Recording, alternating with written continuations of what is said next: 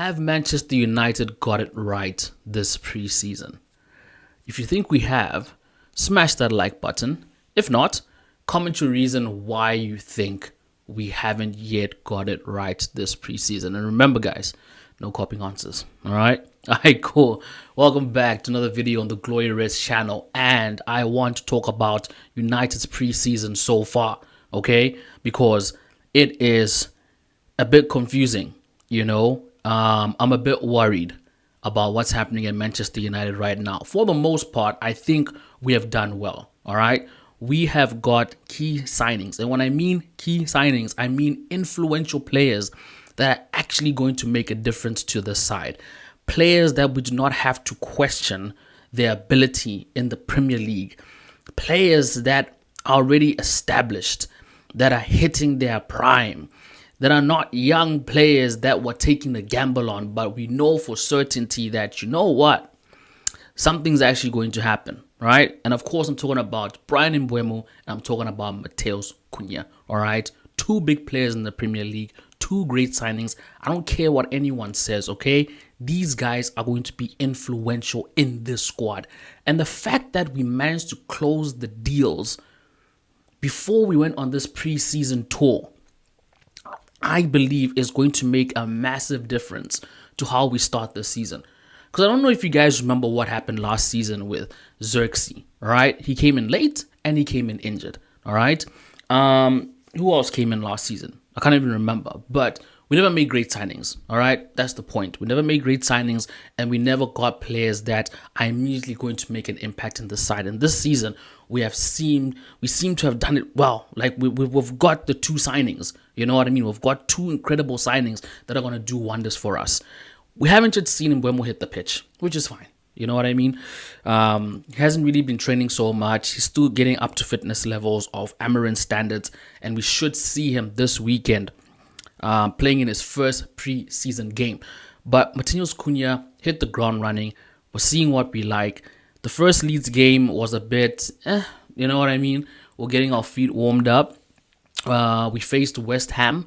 We managed to pull a win, that was like the first time we scored a goal since I don't even know when, It's been so bad at this club.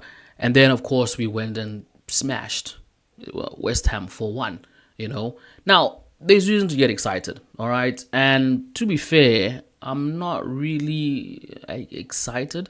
Don't get me wrong. I'm not trying to be all negative and be like, it was just West Ham, Bournemouth, whatever, because remember, these are the same sides that we've been failing to put aside, all right? These guys have been taking points off us. These guys have been doing the double on us. We've been that bad, But then again, these are the same teams that we are supposed to be beating, all right? They're the same teams where we're supposed to be going and getting our 3 points from. These are the sides that the Cities, the Arsenals, the Liverpools, the Chelseas, these guys are just going there to collect points. When you look at Arsenal's loss record for last season and Liverpool's, it was bare minimum, right? And these losses came from the top 4, top 5, 6 teams. Occasionally, the other teams down below that. But you understand my point, what I'm trying to say. That I wish we had a really challenging game this preseason just to sort of measure up where exactly we stand. And the reason why that's important because we're literally going to be facing Arsenal and then City and then I think it's Chelsea before Liverpool. So and that's all within the space of 6 game weeks, guys. 6 game weeks, maybe 7. We're going to be playing the top 4 teams. We're going to be playing teams that are literally competing head to head, going to win the Premier League. Right? Those are the teams that we need to be concerned about. Because as much as we can brush these other teams aside, the only way we are going to be... Now, just slow down a bit, right? I'm sure you guys know what I was going to say next. All right? I'm not saying next season we should go and compete to win the Premier League. If we do all well and good, yay. You know what I mean? But my point is, these are the sides that we need to be also getting points from in order for us to be in contention to go and win the Premier League, which these guys, the Ineos group and whatever, are claiming that we're going to do it, pretty soon, right? Well, what is the estimation again? I forgot. right? But based in a couple of years' time, they want us to win the Premier League on our anniversary of Old Trafford. Was it of Old Trafford or Manchester United? So as much as I'm happy that we're doing what we're supposed to do, I think my main concern comes from those big teams, which now brings me to the striker situation, all right? Because all well and good, we've got Mbeumo, we've got Cunha, but we need a striker. And to be honest, if we're not facing any of the four big teams like early on in this season, I wouldn't really be too concerned about it. But for the same fact that Gyökeres has just signed for Arsenal, all right? Hugo Ekitike has gone to Liverpool. Chelsea just got William Delap and João Pedro. And who am I missing? City still have Haaland, all right? There's nothing wrong with Haaland. Haaland is still a beast. So these guys have really strengthened on whatever team they already had in existence, which was already strong. They've just become stronger, than they were before. Whereas us, we are literally going from being a poor team to sort of trying to get to a just above average team, not even like a great team like these other big clubs that we're trying to be competing against. It's going to be tough next season. So we need our big striker signing. We need to make sure that whichever striker we want to bring is not going to be the profile of Rasmus Højlund or is not going to be the profile of Joshua Zirkzee. And when I mean profile, in the sense that we're taking a gamble on players that have potential and are not really established as like 20 goal a season strikers. Now, some may argue and say, look, I mean, Benjamin Sesko, he's also young, he's also coming up and everything like that. But it's also safe to agree that I think he's coming into this United side definitely more prepared and more equipped and more further along in his journey than what Rasmus Højlund was when he came to Manchester United. And when you look at Joshua Zirkzee, he's also not an out-and-out striker. So we do have a problem with the striker, and we need to bring in a striker early because Arsenal is our first game of the season. They already have what they have, plus Victor Gyökeres, who has just entered the fray. This first match of the season, we need at least a point to get the ball rolling, to keep us safe. Because if we're going to struggle to get across Arsenal, if we're going to struggle to pull a rabbit out of a hat and get at least a point and start the first game off on 0, oh man, it's gonna be bad. It's going to be bad. And look, I'm not trying to be negative over here. I'm just trying to be realistic. That's all. All right. So United need to make sure that whichever striker they're going to bring into this club just has to be the one who's going to be firing off all cylinders. And this striker needs to come in ASAP. This can't be some deadline deal situation. It needs to be something that has to happen. So speaking of strikers, guys, we have our Manchester United group, which Ben talked about, which is absolutely fiery all the time. I'm going to have a QR code somewhere on the screen if you guys want to join the chat, or I'll just leave a link in the description down below so you can join the conversations. But we put up a poll in terms of which strikers would we like to see at Manchester United. Now, you guys can get involved and you can leave your answers in the comment section down below, right? So obviously there is Michael Jackson. Why was I thinking Michael Jackson? Nicholas Jackson from Chelsea. We've got Benjamin Sesko. We have Mateta, and we've got Ollie Watkins. Now, with Ollie Watkins, Villa don't want to let him go, all right? The chance of us getting Ollie Watkins are just slim to none. And I'm not really entertaining it just because of, yes, he is a proven striker, but just looking at his age, I just don't think it's going to be a good investment for the long run. And I think Ben said it best in his video before. So you can go and check that out so you can hear what I'm talking about. Or we can hear what he's talking about rather, with, Ollie Watkins, because I share his sentiments, all right? Then we've got Mateta from Crystal Palace, all right? Good option, Premier League proven. I believe he's got that aggression. I believe he has that, what's this word I'm looking for? But I think he's got what it takes if everything fails, it's actually sad for me to actually say this, but if everything fails, I really think that he will be a better option than Rasmus Højlund at this point in time, to be fair. All right. We have Benjamin Šeško and we have Nicholas Jackson. All right. Those are probably our two strongest candidates that we're looking to bring into the club. And everybody's got their reasons to which striker they want to bring in the club. So I want to leave this to you guys in the comment section down below. Again, no copying answers, all right? You tell us, who would you like to see at Manchester United? Let's have a conversation about that. Would you rather Benjamin Šeško, all right? Or would you rather Nicholas Jackson? Because in all fairness, I think those are probably the two strikers that United are probably going to be pressing for the most, right? And if that fails, then we might have to look at the other options which I mentioned. But yeah, so we need to bring in that striker early because we need to go toe to toe with Arsenal. We can't have a good setup in the midfield with Bruno, Cunha, Mateus Cunha, what am I saying? Mbeumo, Amad Diallo, Dogu, whose game has really improved, creating all these chances for a striker that can put them at the back of the net, right?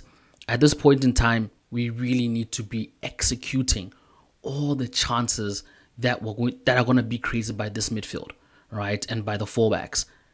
We need a striker. I'm not even going to emphasize it anything more than that, but the fact that we need a striker. Now, guys, let's be realistic, all right? Because, like I said, there's a lot of hype with Bryan Mbeumo, with Mateus Cunha, with whichever possible striker is to come into our side. There's a lot of hype that's being built up. More particular, the fact that we're not involved in any European competition. So the general thing is, the general thesis is like, oh, okay, we're going to have more time to rest, less games. We should be fit every single week to just go there and do the business. But I don't think the turnaround happens as quick as we think it's going to happen. Because if you guys were paying attention to the Premier League last season, and not just last season, but let's just say for the past 3, 4, maybe the past 5 seasons, that there's really been a huge change in this league, right? Some of these teams that previously shouldn't have been an issue have now started to become an issue, right? They've started they're strengthening. That's due to the clubs being bought out by billionaires that are just investing tons of money and resources into these clubs, and they're just doing the business out there. Teams like Brighton, for quite some time have been coming up. Brentford, Nottingham, the season before last season, I think we're like, bottom of the table or something. And then last season, it's just boom, boom, bang. You know what I mean? Newcastle, let's not forget about Newcastle. They've been doing something there, right? And those guys are also in the runnings for Benjamin Šeško. And they already have one of the best strikers in Europe, in Alexander Isak. You check what I'm saying? So forget about top 4. This is like a top 6, 8. Can Manchester United actually do it? Can they actually break into that conversation of, being in that top 8, being in that top 6? I know we're Manchester United. I know we have a legacy. I know that every single Manchester United fan, including myself, have this pride of how big and massive our club is, that sometimes we just forget to put all of that aside and really assess the current situation that is at this club. The fact that we're not the club that we used to be. We don't have the type of players that we used to have. And we're literally building this thing from ground up. And we're building it at a stage in the Premier League that has become so competitive. How do we navigate that? How does Ruben Amorim keep these players hungry? How does he keep them motivated? Because next season is going to be so telling. If we do not finish in that top 8, it'll really put a stamp in everybody's memory, mind, whatever, but it'll really solidify where Manchester United actually are, despite even the signings that we made, despite the manager that we have, despite how big our club is. Next season is going to be a telling season. We have to set realistic expectations going into this season. And I'm not saying don't be excited, be excited. I'm just saying don't be naive.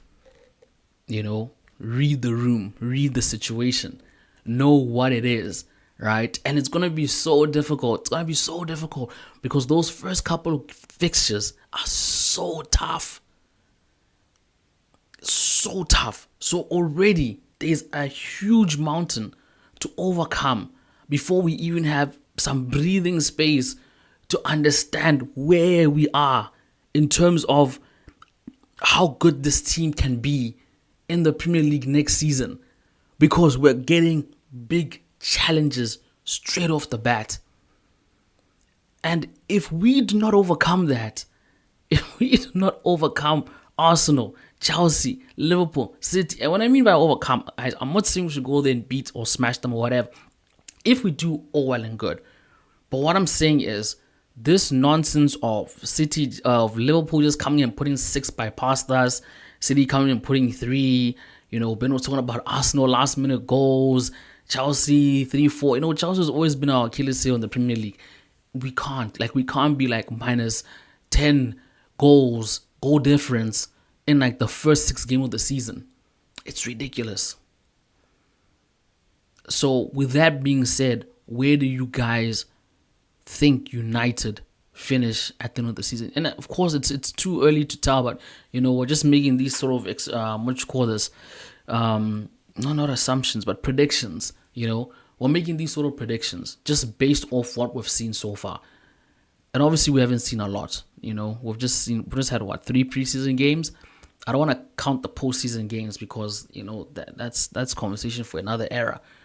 But yeah, who are we facing? I think it's Everton we're facing this weekend, where we're going to see like sort of the complete team, And but yeah, I really wish that this preseason we had like a Real Madrid, a Bayern, an Arsenal, someone, a City, a Liverpool, a PSG, just sort of gauge, you know what I mean? Like what the dynamic is going to be like going up against these guys next season with some of the new signings that have come through, with some of the positional changes.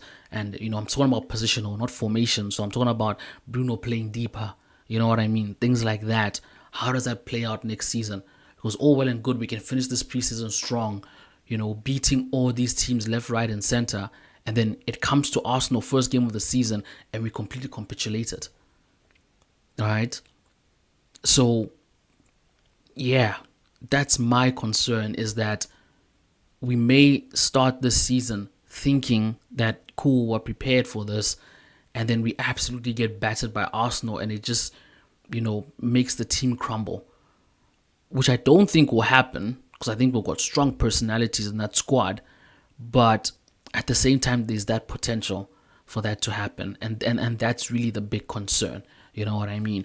But anyway, guys, that's all what I wanted to say, really. Of course, you can catch us on Spotify. We're now there. Catch us here, YouTube, our home. You can, chat to us in our WhatsApp group. I have links in the description down below. And yeah, we look forward to that Everton. I hope it's Everton. My God, I'm just out here saying things. Everton, yeah, Sunday. Looking forward to that Everton game, part of the Premier League summer series, So yeah, I'm looking forward to it, because at least it's playing at a time that I can actually be awake for.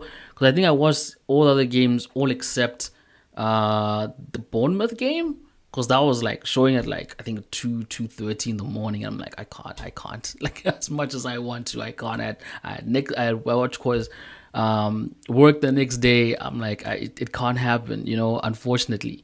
But yeah, we're playing Everton. Looking forward to that game. Looking forward to seeing Bryan Mbeumo, of course. So yeah, guys, with that being said, catch you in the next one. Peace.